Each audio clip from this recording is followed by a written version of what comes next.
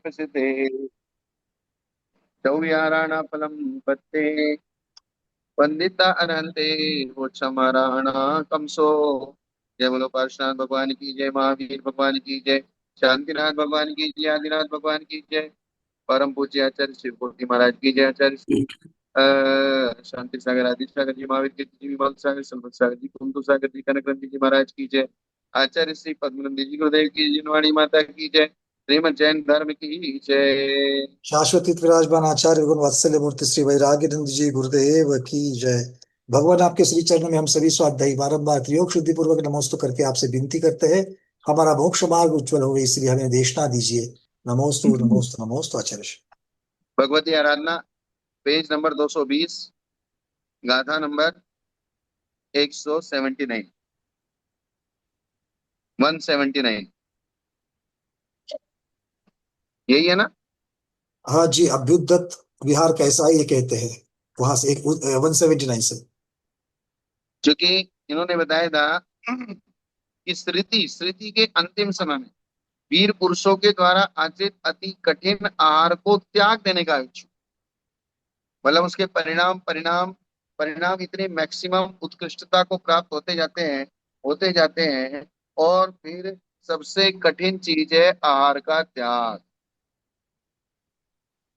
सबसे ज्यादा कठिन चीज है। आहार को त्याग करने का इच्छुक वो मुनि सम्यक दर्शन आदि परिणामों की अभिमुखता में तत्पर विहार को प्राप्त होता है। अर्थात अब उसका जो आचरण है वो रत्नत्रय की मुख्यता को लिए हुए आचरण करता है। अब इसका मतलब क्या, जिस दिन से दीक्षा ली उस दिन रत्नत्रय की मुख्यता नहीं थी। तब तो थी, क्योंकि रत्नत्रय को तो धारण किया ही वहीं पर। इसका मतलब क्या हुआ? अब यहाँ पर उसकी विशुद्धि के लिए और भी विशुद्धि के लिए और निश्चयता की विशेष तरफ। पुरस्कार, अर्थात अब वो साधारण रूप से रत्नत्रय का पालन नहीं करेगा, उस रत्नत्रय में और विशेष पुरुषार्थ करके उसी रत्नत्रय में और अतिशय लाएगा, विशेषता पूर्वक उसका आचरण करेगा।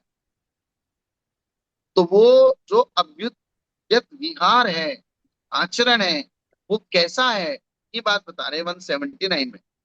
वित्तरियम सवगणम विधिना वित्तरियम अनुदिशा हेतु जहिदून संकिलेशम भावे असंकिलेशेण।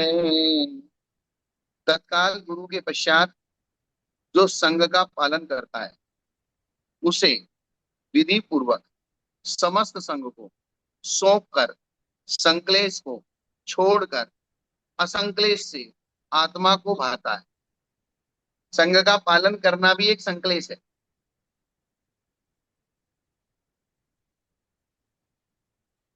चाहे आप उसको प्रशस्त संक्लेश कहो, प्रशस्त कषाय कहो, लेकिन वो एक संक्लेश है। क्योंकि इसको उठाना है, इसको बैठाना है, इसकी व्यवस्था करना है, इसका ये करना, ये बीमार हो गया, इसका इसका ध्यान रखना, यही सब बहुत सारी चीजें होती है।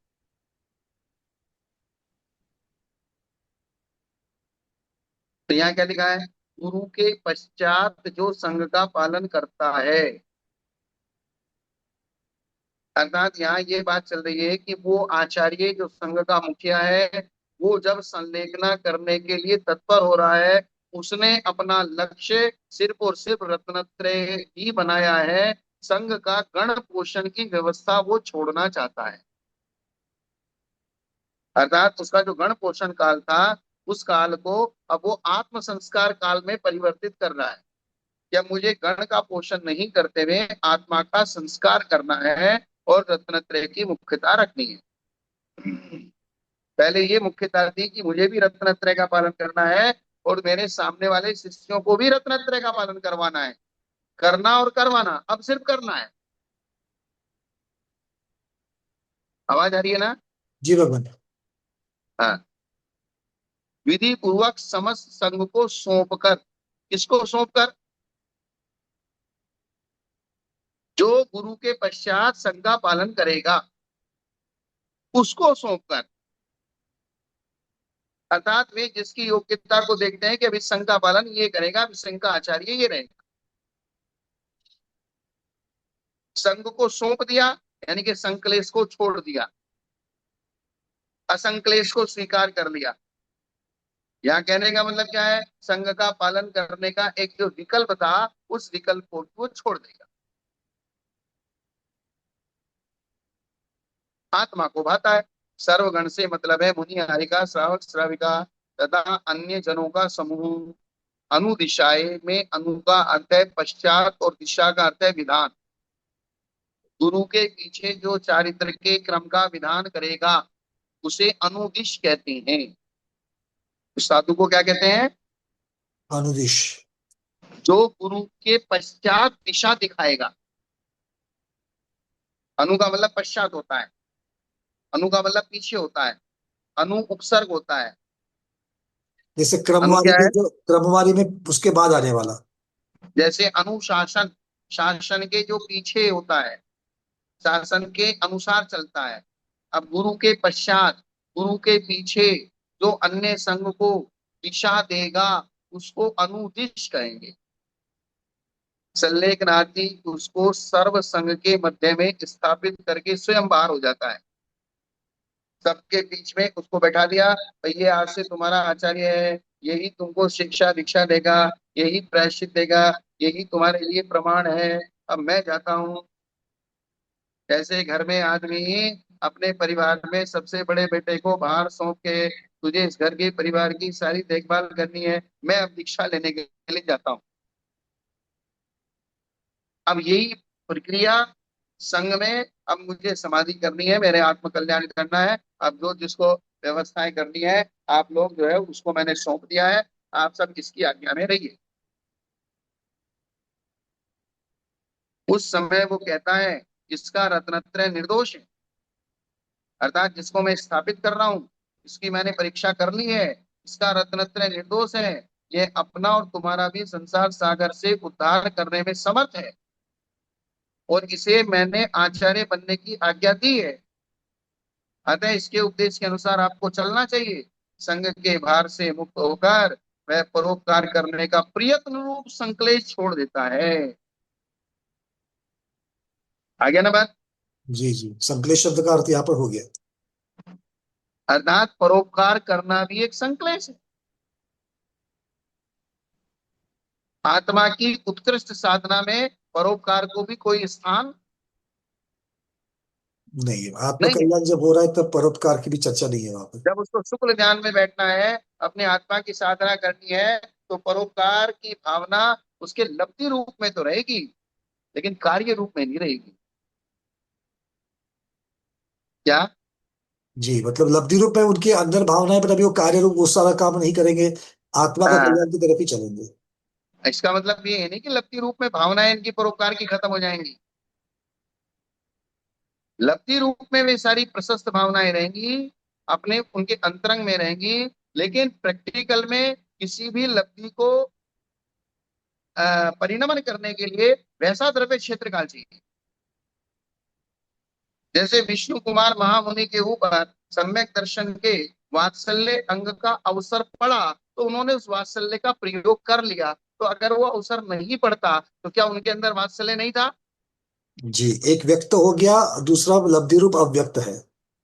और अगर वे इसी प्रकार से मोक्ष चले जाते तो क्या सम्यक दर्शन के 8 अंग उनके अंदर नहीं माने जाते? माने जाते, उसके बिना मोक्ष ही नहीं होता।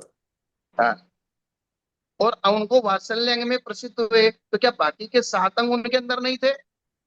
वो थे, यहाँ पर इसको प्रदान किया गया है। नहीं, तो बाकी के 7 अंग लब्धि रूप में थे। ऐसा कोई प्रसंग ही नहीं आया कि वो उनका पालन करते, जी और अगर प्रसंग आता तो वे उनके उसमें खरे तो खरे उतरते। जी ये चीज है। हुआ ना? जी, ये अर्थात उन्होंने परोपकार करने रूप संकल्प छोड़ दिया है, अर्थात परोपकार जो प्रैक्टिकल किया जाता है उस प्रैक्टिकल को छोड़ दिया है। किसको छोड़ दिया है? प्रैक्टिकल परोपकार जो क्रियाएं हैं उनको छोड़ दिया है। छोड़ दिया है। अब वे अपने जंगल में जाके आत्म साधना कर रहे हैं, तो साधना करते हुए वे सोचे सब्जी सुखी रहे, सब्जियों का भला हो, तो सोचते रहे। तो वो सोचना थोड़ी छोड़ दिया। हाँ, किंतु अगर किसी ने प्रतिक्रमण किया कि नहीं किया, आज आहार में सब ठीक हुआ कि नहीं हुआ, इस सब चीजों की तो हम चिंता नहीं करेंगे। अब वो सामान्य होगी। सामान्य का मतलब तीनों लोगों में सब सुखी रहे, सबका रत्न रत्न निर्दोष पालन हो, सब सब सब आनंद से रहे, सब जल्दी जल्दी संसार का त्याग करके मोक्ष चले जाए, तो ये एक सामान्य भावना रह गई।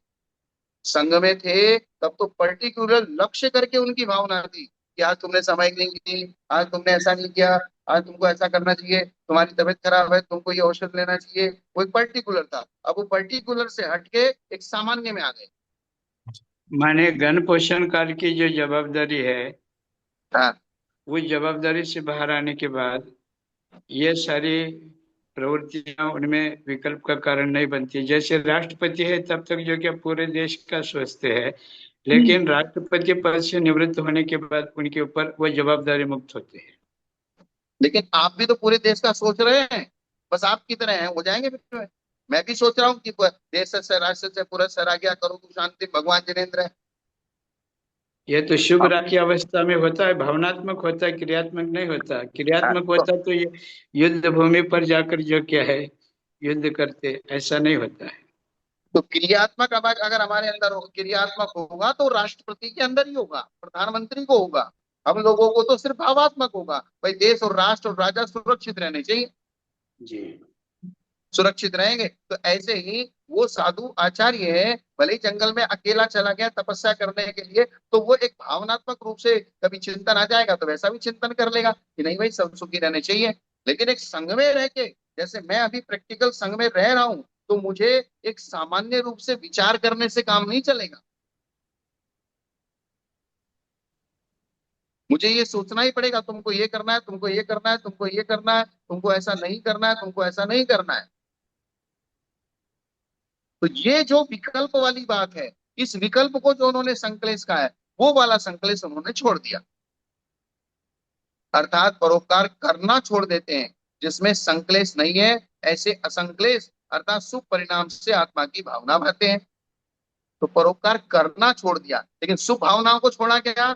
नहीं छोड़ा। तो परोपकार भी एक शुभ भावना है। जैसे तीर्थंकर भगवान, तीर्थंकर प्रकृति का बंद करने से पहले ये भावना बातें, तीनों लोगों के जीवों का उद्धार हो, ये भावना बातें हैं, लेकिन प्रैक्टिकल करने ही नहीं जाते।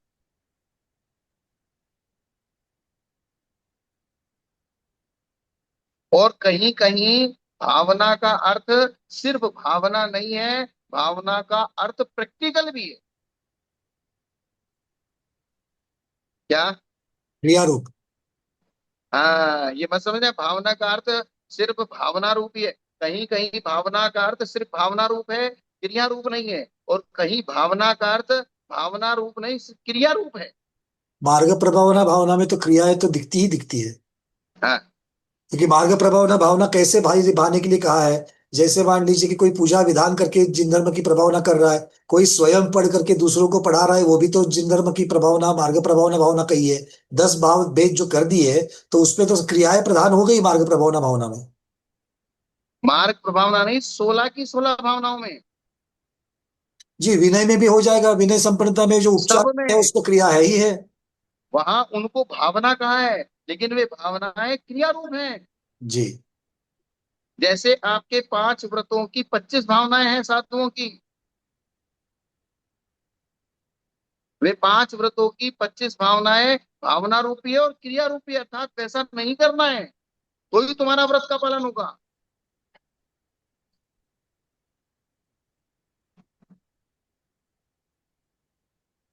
हुआ ना? जी। अब यहाँ गाथा नंबर 180। जावंतु के ही संगा उदीर्या होन्ति राग दोषाणम, ते वज्जिन्तो जिणदिहु रागम दोषम च निस्संगो। जितना कोई परिग्रह राग द्वेष की उदीर्णा करने वाला होता है, क्या बात, कितनी गहरी बात कही है। ऐसा परिग्रह जो राग द्वेष की उदीर्णा करने वाला है।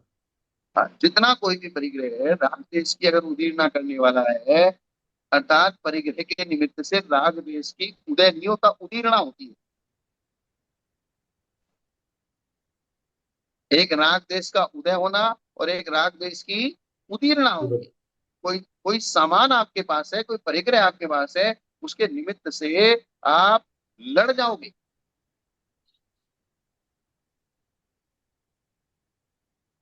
जब आपके पास एक शिष्य हमारा था, जब उसके पास कुछ नहीं था और सिर्फ गुरु था, तब वो गुरु और शिष्य दोनों थे।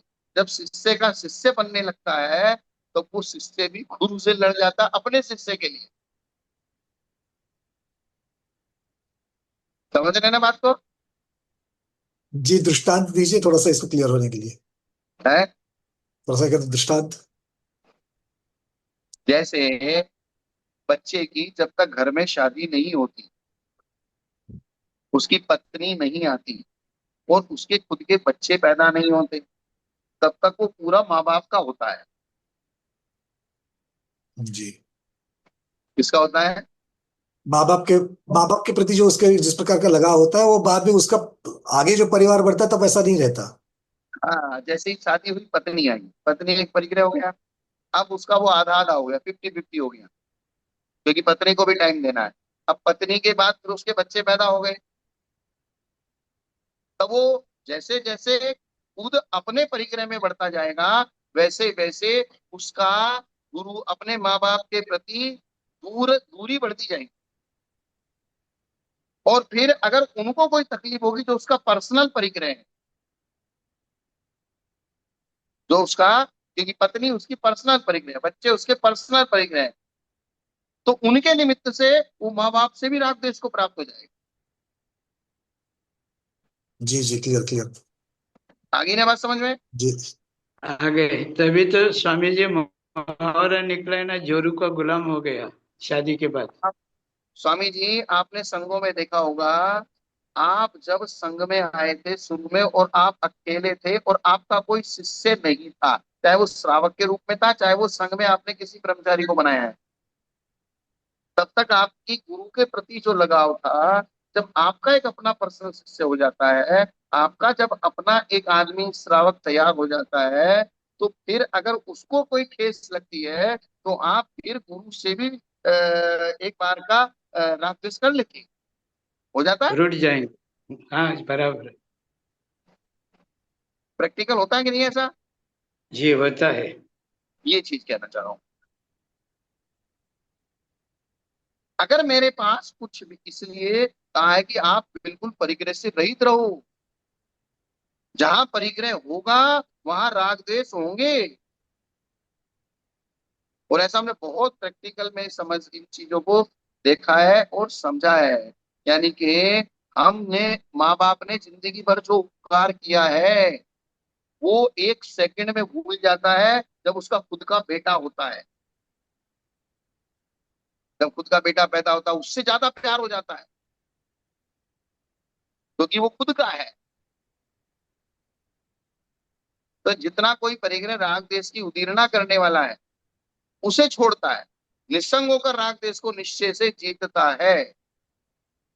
जो जो भी निमित्त राग देश के हैं और जिन जिन निमित्तों से राग देश की उदीर्णा होती है, उन सब राग देश को छोड़ने के लिए उसका निमित्त भी छोड़ देता है।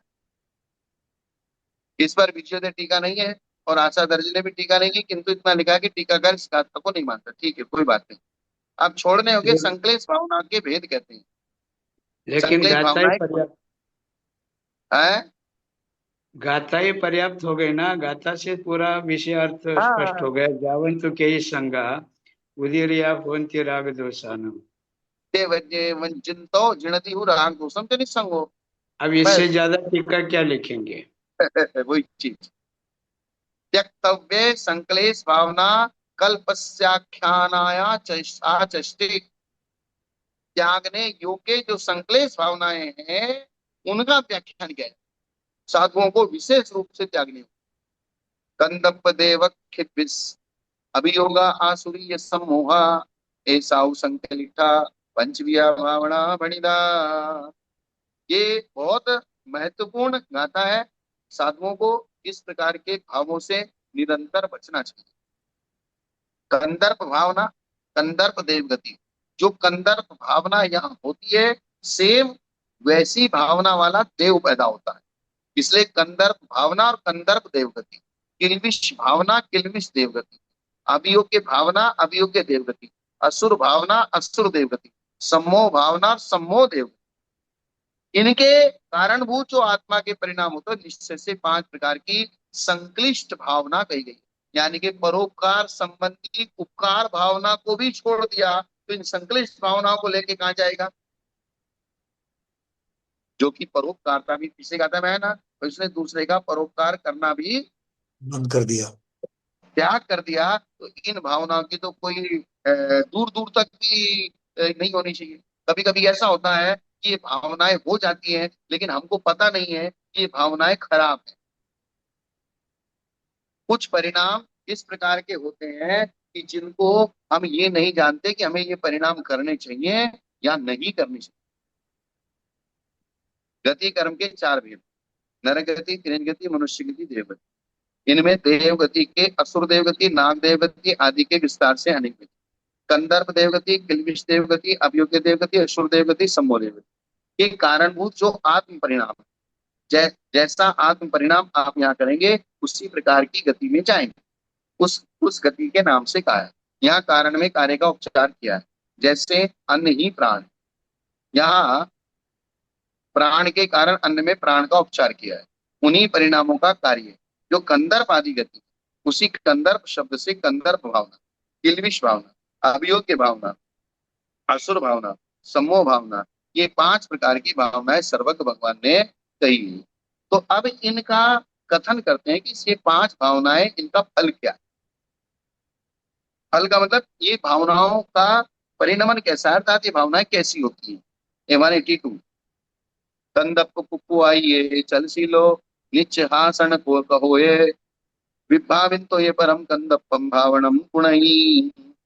कंदर कोतकुच्छे आदि से चलशील, सदा हास्य कथा में तत्पर, दूसरे को विस्मय में डालने वाला, ये कंदर्प भावना को कर। अब आपने कोई ऐसा कार्य किया जो सामने वाला आश्चर्यचकित होता है, अब आप सोचे इसमें क्या पाप, समझ रहे हैं ना?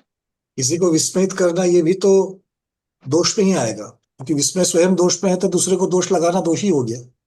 नहीं, किसी को आश्चर्य में डालना, अर्थात आपको कोई ऐसा कार्य करके दिखाना, आपने कुछ ऐसा करके दिखाया, सामने वाला आश्चर्यचकित हो गया, या आप हंसी ठट्टा कर रहे हैं तो सामान्य रूप से ऐसा लगता है भाई हंसी कर रहे हैं आप, आराम से रिलैक्स बैठे हैं, तो इसमें क्या हो गया? अब यहां बता रहे हैं राग की अधिकता से हंसी से मिला हुआ असभ्य वचन बोलना, ये कंदर्प है। अगर हम इन चीजों को समझेंगे नहीं तो उनको छोड़ना और ग्रहण करना मुश्किल हो जाएगा। जी बिल्कुल, मतलब ये हंसी भी अलग अलग कारणों से हंसी हाँ, होती है। उसमें स्वयं हंसी का और मान होता है, दूसरे मुस्कान, का अपमान भी होता है। हाँ, किसी का अपमान अपमान करने के लिए भी हंसा जाता है।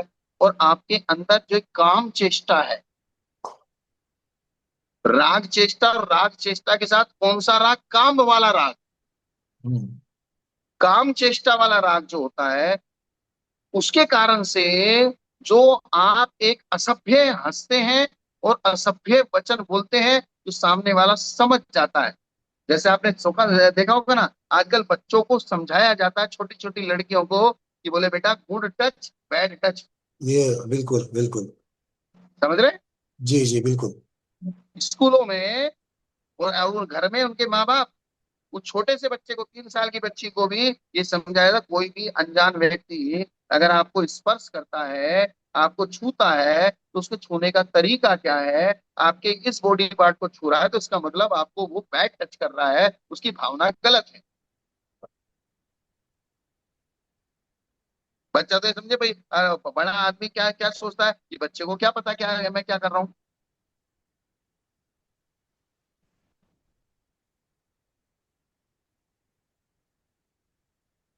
तो इसी प्रकार से राग की अधिकता, अर्थात राग की अधिकता का मतलब हो गया यहाँ उसमें काम मिश्रित है। क्या मिश्रित है? कामुकता के भाव। हाँ, और फिर हंसी है, फिर असभ्य वचन है, ऐसा बोलना, ये कंदर्प भावना है। राग की अधिकता से हंसते हुए दूसरे को लक्ष्य करके शरीर से कुचेष्टा करना, ये कोतकुच्य है। क्या हुआ? जी मतलब व्यक्तता उसकी अलग अलग तरीके से हो रही है। पहले सिर्फ प्रवाह बोलने तक की थी, अब चल करके यहाँ पर शरीर से भी कर रहा है। हाँ, शरीर से कुछ स्टेप प्रारंभ होगी। अतः जैसे शरीर को मटकाना, आंखों को मटकाना, या इस शरीर से इस प्रकार से कुछ इशारा करना, ये। हाँ स्वामी जी। जैसे सर्कस में जोकर रहते हैं ना, हाँ सिर्फ बोलने से और हाव भाव से जो है दूसरों को एक मनोरंजन का साधन बनना। हाँ। इसी प्रकार से जो काम तुम्हारे अंदर है, एक तो आप बोलने से उस काम को प्रकट कर रहे हो, एक शरीर की चेष्टा से काम को प्रकट कर रहे हो। इन दोनों को जो सदा करता है, सदा हास्य कथा करता है और कुछ कौतुक दिखाकर दूसरों को आश्चर्य में डालता है, वो कंदर्प भावना है। कंदर्प भावना का एक दूसरा रूप भी क्या बोल बता दिया इन्होंने? कौतुक दिखा सदा करके हास्य आश्चर्य में कथा। डालना। हाँ, कौतुक दिखा के दूसरे को आश्चर्य में डालना। जैसे मान लीजिए आपको कोई मंत्र तंत्र आता है, या कोई आपको छोटी मोटी कोई सिद्धि हो गई, सिद्धि हो गई, तो उस मंत्र तंत्र के प्रभाव से, सिद्धि के प्रभाव से आपने कुछ साधारण लोगों को कुछ जो है कौतुक दिखा दिया, या कोई छोटा मोटा चीज दिखा दिया, या और भी कुछ नहीं आया तो जादूगरी सीख ली। सामने वालों को ऐसा लग रहा कि आपने ऐसा कैसे कर दिया। जैसे हमने थे आजकल क्या है, ये केमिकल रिएक्शन भी करने के लिए बहुत आते हैं। कोई लोग कहते हैं ना कि बोले हवन कुंड था, उसमें ऐसा डाला और उसमें अग्नि उत्पन्न हो गई, ये सब केमिकल रिएक्शन है। मंत्रों से अग्नि अग्नि उत्पन्न करने वाले आजकल नहीं है बचे हैं, ये सब केमिकल रिएक्शन वाले पैदा हो रहे हैं। क्या? बिल्कुल ऐसे ही आज भोंदू भोंदू सारे जितने भी है वो अंदर विज्ञान से ही सारी चीजें करते हैं। हाँ, केमिकल रिएक्शन है। हम एक जगह थे, एक आदमी आया, उसने बोले बना, बोले महाराज कुछ नहीं है। नारियल लिया, नारियल के ऊपर उसने नारियल में लकड़ी तो होती है, ऊपर उसने पहले से कुछ केमिकल डाल दिया, और बाद में हमारे सामने उसने घी की धारा डाली, और जैसे जैसे वो घी उसके अंदर जाता गया तो उसमें एकदम से भड़क के आग उड़ गई। तो बोले इसमें जो केमिकल डाला गया है, ये केमिकल और घी का जो मिश्रण होता है वो अग्नि उत्पन्न करता है। जैसे चूने में पानी डाला जाता है तो वो आग पैदा करता है। जी एक कार्बेट होता है जिससे ये लोग आम पकाते हैं, केला पकाते हैं, वो एक जो कार्बाइड होता है। जी, उसके डंठल में लगा करके उसको पकाया जाता है। हाँ, उस कार्बाइड को आप पानी में डालो और उसमें आग लग जाए तो आग नहीं बुझेगी पानी में भी। तो ऐसे बहुत सारे केमिकल रिएक्शन है। तो इस प्रकार से अब जो लोग जानते नहीं है आपकी इस कला को, तो वे लोग आश्चर्य समझेंगे, आपको जो है बहुत पहुंचा हुआ महात्मा समझेंगे। बस मिलेगा ना, कुछ को कौतुक दिखाकर दूसरे को आश्चर्य में डालना। जैसे हवन कुंड के नीचे चुन्नी डाल दी, बोले हमने चुन्नी बिना जले निकाल दी।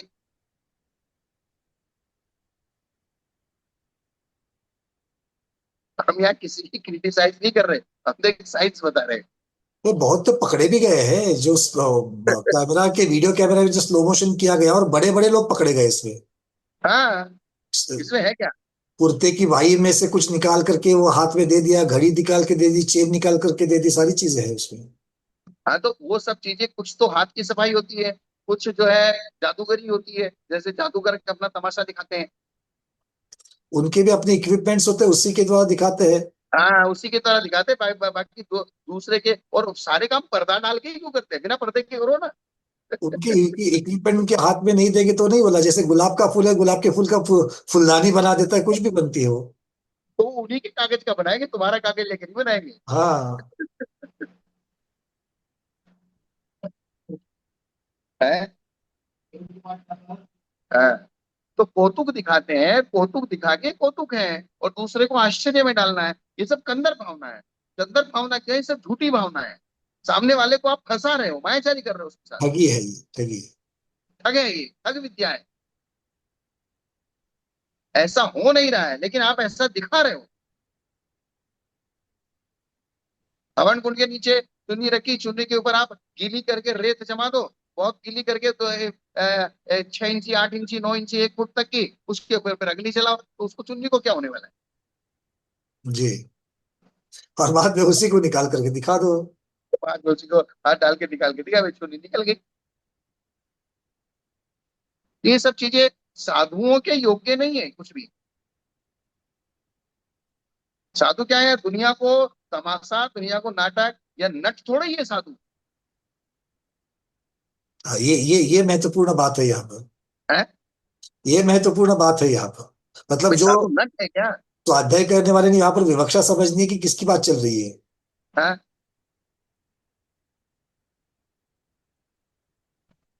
साधु नट नहीं है। और ऐसा भी सर्वथा मंत्र तंत्र का प्रयोग करने के लिए मनाही है, ऐसा भी नहीं है। हमारे पूर्वाचार्यों ने चमत्कार भी दिखाए हैं। तो बस वही तो बात है, यहाँ पर जो ठगी की भावना है उसका निषेध किया जा रहा है। हाँ, जब दिल्ली में ये हो गया भाई, जैनी लोग अगर अपना चमत्कार नहीं दिखाएंगे, हम इस धर्म को विशेष प्रोत्साहन नहीं देंगे। 6 महीने का टाइम दिया और फिर वो अक्की वाट गए। अक्की वाट वाले विद्यासागर विद्यानंद महाराज जानते हैं सब ये चीज। वही हम अक्की वाट गांव में भी जाके आए। आज भी उन साधुओं की समाधि बनी हुई है। तो रात में वहां चद्दर पे बैठे, सुबह सुबह जाके दिल्ली में उतरे। हाँ, ऐसे ही वो दहीगांव में भी, फलटन के नजदीक दहीगांव में भी महती सागर महाराज जी की बहुत सारी वहां पर कहानियां हैं। तो ये चीज उन्होंने मजबूरी में धर्म के ऊपर आपत्ति आने के समय में की है। जी जी, ये बात ठीक है। स्वामी ये जी कब यहाँ किया पर उन्होंने? हाँ स्वामी जी। जैसे 11 अंग 10वां पूर्व विज्ञानवाद पूर्व का ज्ञान हो गया हाँ। और विभिन्न विद्याएं सिद्ध होने के बाद देवी देवता नतमस्तक होकर के आज्ञा मांगती है, तो हम्म। लोक रंजन के लिए, लोगों को विस्मय डालने के लिए अथवा अपना प्रभाव दिखाने के लिए इस प्रकार करने लग जाए, तो ये सब कंदर भावना के अंतर्गत आने वाले विषय। अपनी बस। जाति, प्रसिद्धि, ख्याति, लाभ, पूजा आदि के लिए इसका प्रभाव यह होता है, फिर विज्ञानवाद पूर्व के माध्यम से परिणाम असंयम रूप होते हैं और झुकाव पार्श्वस्थ की तरफ जाने के कारण असंयत परिणाम हो जाते हैं और लोक संग्रह की भावना वहां पर बढ़ जाती है, संयम का आदर भाव कम होता है। इसमें सबसे बड़ी कमी और सबसे बड़ी गलती क्या होती है? जैसे जैसे आपके पास लोक रंजन की कलाएं होंगी, तो लोगों की भीड़ आपके पास बढ़ेगी, असंयमियों की भीड़ बढ़ेगी, आपके पास दान देने वालों की भीड़ बढ़ेगी, पैसा बढ़ेगा और फिर आप खड्डे में जाने वाले। इसका अंत ये होगा इस तरीके से। इसलिए उन्होंने 29 पाप सूत्र कहे हैं। ये 29 पाव सुत प्रसंगाए हम्म। साधुओं के लिए, जिसमें गणित सूत्र, चित्रकारी सूत्र, वैद्यक सूत्र, ज्योतिष सूत्र, ये सब पाप सूत्र में है। बोले जितने भी लोक रंजन की विद्याएं हैं, जिससे लोग आकर्षित होके आपके पास आए, उस चीज का उपयोग नहीं किया। विष्णु कुमार मुनि ने भी तो उपयोग किया ना। बिल्कुल परोपकार के लिए किया, वास्तविक किया, 700 साधुओं को बचाने के लिए किया, फिर भी लास्ट में गुरु के पास जाके प्रायश्चित मांग लिया कि बोले थोड़ी तो मायाचारी की है मैंने। अब क्या होता है, साधारण लोगों के पास कुछ ये चीजें मिल जाती है तो फिर वो बस भूत बंगले जैसे हो जाते हैं।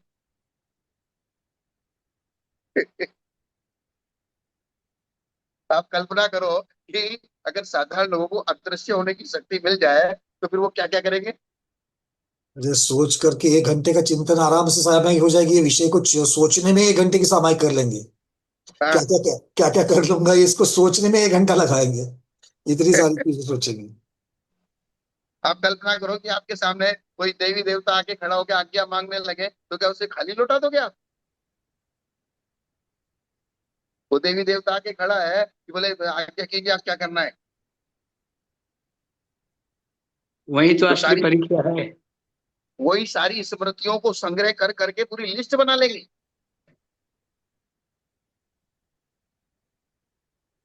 इसलिए उन्होंने कहा है, जैसे पुष्पदंत भूत बलि को विद्या दी, देवी सिद्ध हुई। देवी ने कहा आके कि बोले क्या बोली आज्ञा दीजिए। वो ये भी कह सकते थे कि बोले इतना बड़ा साधु जीवन है, इतना बड़ा। आज साधु हर मिनट मिनट की चिंता करता है, कल मेरा क्या होगा, परसों मेरा क्या होगा, बुढ़ापे में मेरा क्या होगा। पुष्पदंत भूत बलि उन्होंने देवी सिद्ध कर ली, और करने के पश्चात भी बोले हमें आज्ञा दीजिए क्या करना है। बोले हमारे हमारी कोई आज्ञा नहीं, हमें कुछ नहीं चाहिए, हमें तो गुरु जी की आज्ञा थी इसलिए हमने सिद्ध कर ली, बात खत्म। उनको ये तलक नहीं कहा कि कहीं अड़ी बिड़ी में काम आ जाना, कहीं हमारे ऊपर उपसर्ग आ जाए तो उससे हमारी सुरक्षा कर देना, कहीं ये समाधि में हमारे काम आ जाना, ऐसा कर लेना। ऐसा प्रशस्त भाव भी नहीं रखा उन्होंने उनके प्रति। आप प्रशस्त भाव की तो बहुत दूर दूर की बात है।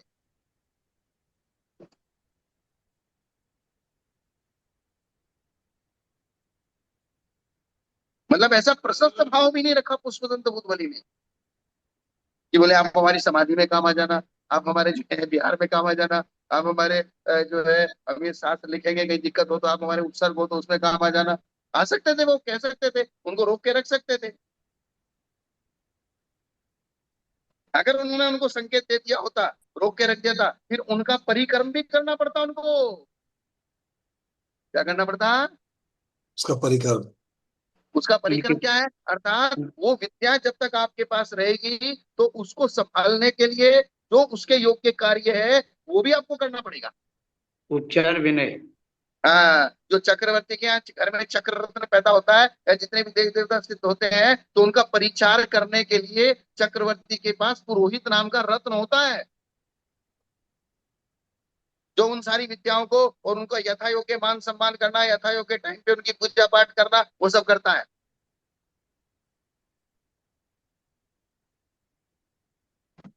इसीलिए मुनियों को स्वामी जी लोकानुवृत्ति विनय का निषेध किया है। मात्र रत्नत्रय और उपचार विनय ही दो ग्राह्य माना है मूलाचार हाँ, प्रदीप। और इसलिए आपको ध्यान होगा कि रक्षाबंधन की कथा में उन क्षुल्लक जी ने मुनि दीक्षा क्यों नहीं ली, जो पहाड़ पे सूत सागर आचार्य के पास क्षुल्लक बैठे थे, उनकी मुनि दीक्षा नहीं लेने का कारण क्या था?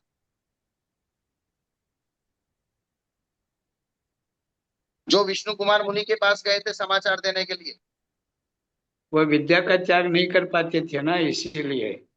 विद्या का त्याग क्यों नहीं कर पा रहे थे? क्योंकि उनके विद्या का लोभ इसलिए था कि हाँ मुझे अकृत्रिम चैत्यालयों की वंदना करनी है, इसलिए उस विद्या के माध्यम से वो अकृत्रिम चैत्यालयों की वंदना करने के लिए भ्रमण करते थे। जी। अर्थात विद्या रूपी परिग्रह उनके पास था और वो छूट नहीं रहा था। और हम्म। मुनि पने में वो विद्या रूपी परिग्रह भी सहन नहीं है। भले प्रशस्त कार्य के लिए क्यों ना हो। हाँ, भले ही प्रशस्त कार्य के लिए भी क्यों ना हो, ये बात महत्वपूर्ण है।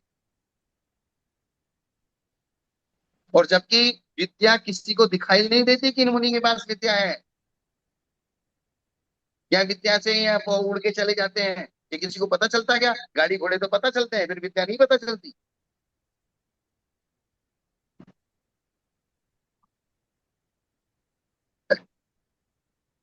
इसलिए उन्होंने दीक्षा नहीं ली कि बोले अभी मुझे मेरे मन में अकृत्रिम चैत्यालयों की वंदना का लोभ है, इसलिए मैं इस विद्या को नहीं छोड़ पा रहा, जबकि कोई दूसरा काम नहीं लेते थे उस विद्या से,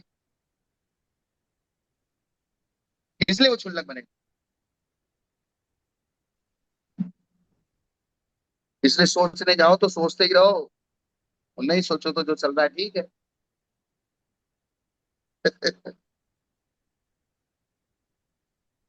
सोचने जाओ तो सोचते रहो, और नहीं सोचो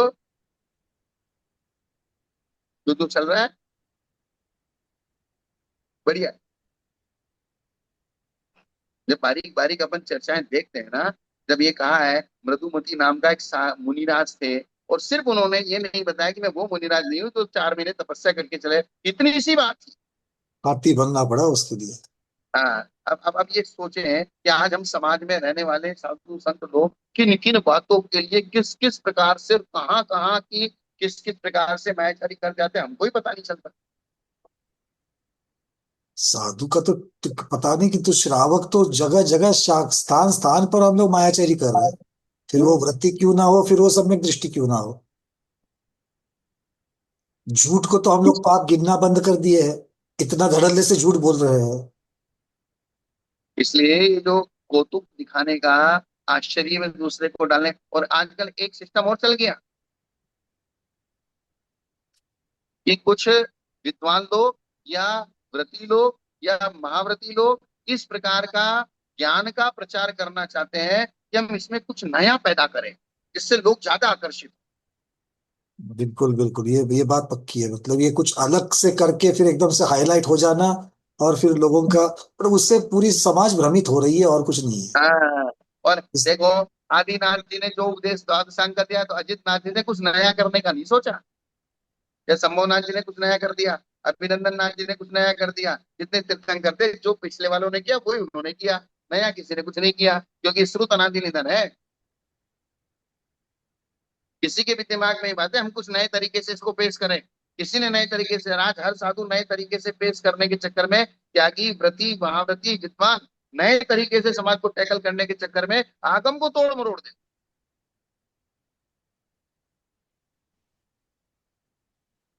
स्वामी जी, विद्यानंद जी, जी स्वामी जी।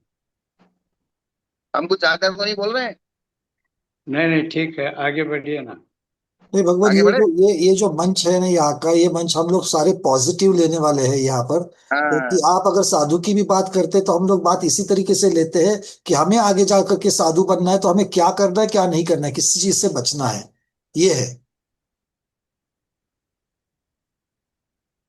और इन चीजों में हम जो एक बारीकी से चिंतन करते हैं, बार बार एक चिंतन में आता है, जब ऐसी ऐसी चर्याएं, ऐसी ऐसी चर्चाएं शास्त्रों में लिखी हैं, तो हम अपने आप को तोलने की कोशिश करते हैं कि हम कहाँ हैं। बस यही स्वाध्याय है ना। इसी तो का नाम स्वामी स्वयं अध्ययन। हम आपको स्वाध्याय नहीं करा रहे हैं, हम अपने आप बार बार इन चीजों को कह के हम अपने आप को तोलने की कोशिश कर रहे हैं। बिल्कुल भगवान, भावना यही है। हमारी भावना यही रहती है हमेशा कि दूसरों को जो बताया जा रहा है उसके लिए खुद के ऊपर पहला संबोधन खुद को है, सारा का सारा। आशय है कि राग की अधिकता से होने वाले हास्य पूर्वक वचन, योग और काय योग तथा दूसरों को कुतूहल पूर्वक आचरण में डालना, ये भी अंतर भावना है। और कुतूहल अगर किसी के पास हो, तो दूसरे को कुतूहल में डाले बिना नहीं रहता वो। इसलिए हल्के लोगों के हाथ में विद्याएं भी नहीं आनी चाहिए। आतंकवादी को अगर पैसा मिलेगा तो बंदूक आएगी, और बंदूक आएगी तो लोग मरेंगे। इसलिए अयोग्य अयोग्य व्यक्ति के हाथ में अगर विद्याएं आएंगी, तो उससे खुद का भी नाश करेगा और सामने वाले का भी नाश करेगा। सम्यक ज्ञान मिथ्या ज्ञान बन जाता है। हाँ, क्योंकि वो कुतूहल दिखा के लोगों को अपना भक्त बना लेगा, लोगों को अपना भक्त बनाएगा तो उनसे अपने हिसाब से काम करवाएगा। किल्विश भावना। नाणस्य केवलीनम धम्मस्सायी संवसाहुणम माये अवण्णवादी खिप्पिस्सियम भावनम गुणई। जो ज्ञान के, केवलियों के, धर्म के, आचार्यों के और सर्व साधुओं के विषय में मायाचारी करता है, झूठा दोष लगाता है, वो किल्विश भावना को करता है। माये अवण्णवादी, दोनों पद प्रत्येक के साथ लगा रखी। ज्ञान से यहाँ श्रुत ज्ञान का ग्रहण किया। जो श्रुत ज्ञान के विषय में मायाचारी रखता है, शास्त्र जानता है, समझता है, फिर भी व्याख्यान दूसरा करता है, क्योंकि पक्ष दूसरा बैठा हुआ है दिमाग, तो वो ज्ञान के साथ मायाचारी करता है। वह ज्ञान संबंधी मायाचारी है, ज्ञान में भक्ति नहीं है, बाहर से विनय करता है, केवलियों में आदर तो दिखाता है, किंतु उनकी पूजा मन से नहीं रुचती। आदर तो इसलिए दिखाता है कि जितने भी बाहर के एक भक्त हैं, सब केवली के भक्त हैं, और मुझे इन लोगों से अपने काम की सिद्धि करवानी है, तो फिर मुझे भी केवलियों की पूजा करके दिखानी पड़ेगी कि मैं भी इनका भक्त हूं, तो वे लोग प्रसन्न होकर तुम्हारा भी काम करेंगे।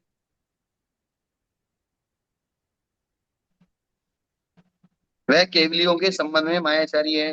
धर्म अर्थात चारित्र के विषय में जो मायाचार करता है, वह धर्म का मायावी है। और ये जितने भी बातें यहाँ लिखी जा रही है, ये व्रती और महाव्रती दोनों के लिए लिखी जा रही है। बिल्कुल।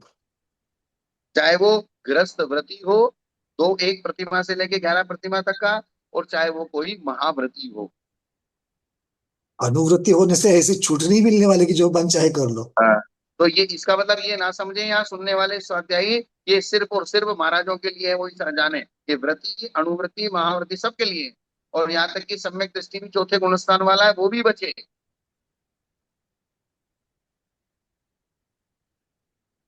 धर्म अर्थात चारित्र के विषय में जो मायाचार करता है, वह धर्म का मायावी है, तथा जो आचार्य और साधुओं को ठगता है, वह किल्बिष भावना को करता है।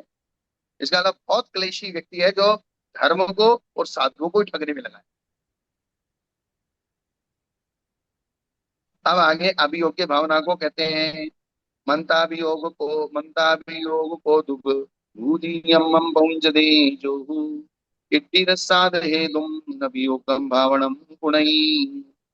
जो द्रव्य लाभ, मिष्ट रस, सुख के लिए मंत्राभियोग करता है, अर्थात मंत्र का प्रयोग करके मंत्र की शक्ति से अपने इच्छित कार्य की पूर्ति करता है। जैसे रिद्धिधारी मुनिराजों के पास क्या रिद्धियों की कमी थी? जो अपने आप के सुख सुविधा नहीं बना सकते थे, कर सकते थे सब कुछ, लेकिन उन्होंने कहा अपने लिए कुछ भी यूज नहीं करते। द्रव्य लाभ का मतलब सामान, वस्तु, सोना चांदी, धन संपत्ति। मिष्ट रस का मतलब अच्छे अच्छे भोजन। सुख का मतलब सुखिया बना। इनके लिए मंत्र प्रयोग करता है, देवताओं को बुलाता है और देवता उसकी व्यवस्था करते हैं। कौतुक, अकाल में वर्षा आदि दिखलाना, ये कौतुक वही मंत्र प्रयोग के द्वारा।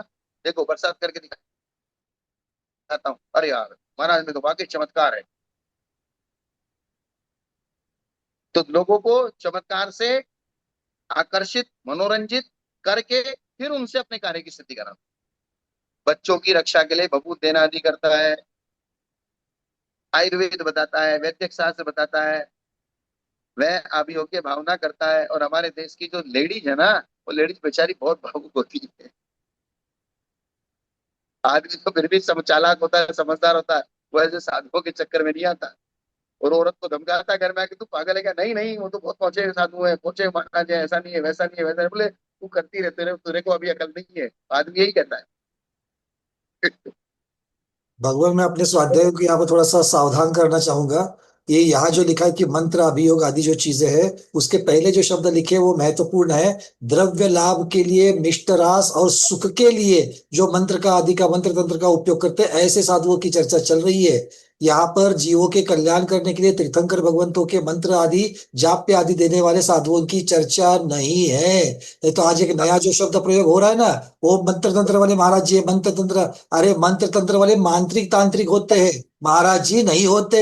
मंत्र तंत्र वाले मांत्रिक तांत्रिक होते हैं। जीवों का कल्याण करना अलग बात है, और स्वयं के सुख के लिए, स्वयं की कार्य सिद्धि के लिए ऐसी चीजें करना, इसकी चर्चा चल रही है। तो थोड़ा ध्यान से इसको देखना, गलत अर्थ मत निकालना। यही चीज है। अगर मंत्र तंत्र का सर्वथा निषेध कर दिया जाएगा, अभी मैंने बताया ना, उन्होंने बिना मंत्र के अक्की वाट से कर्नाटक से दिल्ली पहुंच गए। स्वामी जी पुरुषार्थ द्वीपा में, हेलो, हाँ स्वामी, हाँ बोलिए। पुरुषार्थ प्रभावना आवाज कट रही है। अमृत चंद्र आचार्य ने पुरुषार्थ द्वीपा में प्रभावनांग में कहा, आत्म प्रभावनीय रत्नत्रय तेजसा सतत में दान तपो जन पूजा विद्यातिशय जन धर्म। वहाँ क्या बात। अतिशय शब्द का भी प्रयोग किया है, विद्यातिशय। हाँ अपने पास जो ज्ञान है उसका भी प्रभाव दिखा करके जिन धर्म की प्रभावना करना, यह मार्ग प्रभावना है। और अतिशय माने अलग अलग जो उनकी उपलब्धियां है, रिद्धियां आदि है। तो धर्म वही। भावना के लिए कर सकते हैं, लेकिन ख्याति पूजा लाभ लोकेशना आदि भावना से नहीं कर। यहाँ भावना का फर्क है स्वामी जी। आपका लक्ष्य, आपका उद्देश्य, आपका संकल्प क्या है, ये महत्वपूर्ण है। ये बराबर। बात। अकाल में वर्षा आदि दिखलाना, बच्चों की रक्षा के लिए बबूत देना आदि वह अभियोग्य भावना को करता है। ठीक है ना? आज इतना ही रखें, टाइम हो गया। ठीक है बंदा। तो आज के स्वाध्याय में गुरुओं के श्री चरणों में बारंबार नमोस्त वंदना भी इच्छा कार्य करते हुए यही पर समापन करते हैं। जैनम जयतु शासनम, जैनम जयतु शासनम, जैनम जयतु शासनम। समय हो चुका है नीरज जी, प्रश्न कृपया व्हाट्सएप पर भेजिएगा। अतः प्राणिक स्वाध्याय प्रतिष्ठा निष्ठापन क्रियायाम शुद्ध भक्ति का योत्सर्गम करो में हम। नमो अरहंताणम, नमो सिद्धाणम, नमो आयर्याणम, नमो अज्ञायानम, नमो लोये सवसाहुनम। चत्तारि मंगलम अरहंत मंगलम, सिद्ध मंगलम, साहु मंगलम, केवली पमत्तो धम्मो मंगलम। चत्तारि लोगुत्तमा अरहंत लोगुत्तमा, सिद्ध लोगुत्तमा, साहु लोगुत्तमा, केवली पन्नतो धम्मो लोगुत्तमा। चत्तारि शरणं पव्वज्जामि, अरहंत शरणं पव्वज्जामि, सिद्ध शरणं पव्वज्जामि, साहु शरणं पव्वज्जामि, केवली पन्नतो धम्मो शरणं पव्वज्जामि। जावरन्तानं वैवन्तानं पज्जुभासं करेमि, तावकारं पावकं मम दिच्चर्यं वोत्सरामि।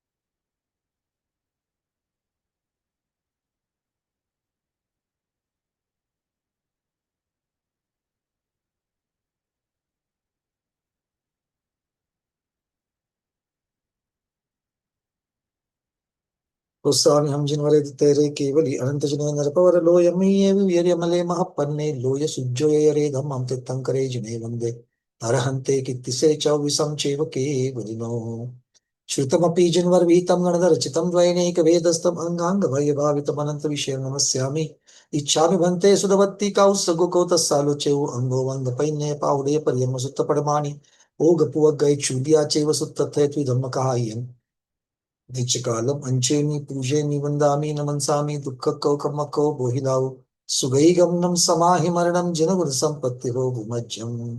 बोले अर्ब को दो द्वादशांग महिषितमात की जय। साक्षात सरस्वती स्वरूपा जगत माता ज्ञानमती माता जी की जय। आचार्य भगवत श्री वैराग्यनंद जी गुरुदेव की जय। आचार्य भगवत श्री ज्ञान योगी विद्यानंद जी गुरुदेव की जय। हरिकारत्न रत्नवती माता जी की जय। सभी व्रती प्रतिभाधारियों को मेरी थायों की वंदना, बाकी सभी के लिए जय जिनेन्द्र। भव्यात्मा आपसे मुलाकात होगी आप ही के रत्नत्र जूम चैनल पर अगली क्लास में। तब तक के लिए जय जिनेन्द्र।